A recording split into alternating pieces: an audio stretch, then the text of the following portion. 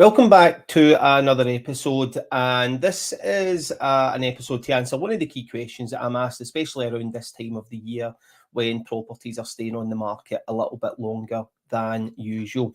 So what tends to happen around the summertime is when parents are away on holiday, kids are off school, the market tends to start to slow down a little bit, especially going in the previous months, and people start to panic when the house has been on the market a little bit longer. There's nothing to worry about. It's a trend that's been happening for years. And today I'll talk you through how that trend works and when the best time to actually sell your house is going to be. The first thing that I'll touch on is there isn't a wrong time to sell your house. Your house is unique. And although what we're going to be talking about here today is the stats generalized, there is always the exception. So you could list your property in October when it's the worst time to sell, and you could sell it within a week. So this is just the general stats, mainly taken from Rightmove, but there is a website out there with the property mark. This gives a housing insight report every month on the trends of the house selling process. So make sure that you check that out. It's always going to be based on things like supply and demand.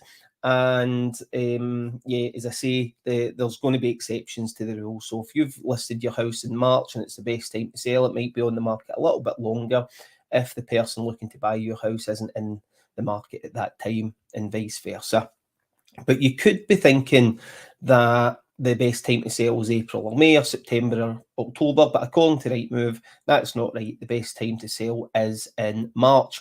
Now, if you look at the stats, again, taken from the advisory website, the stats clearly show that March is the best time to list your property, with houses staying on the market a lot less than the rest of the year.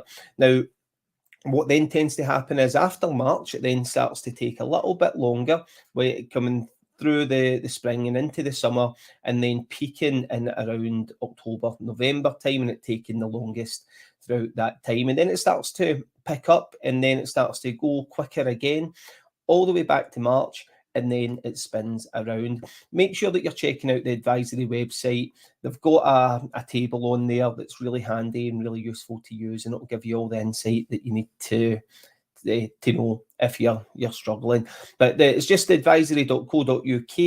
Then it's house selling, and it's the best time to sell your house. But you can click on there. There'll be a link in the description as well. But I hope you find that useful. And as always, if you do have any questions, feel free to reach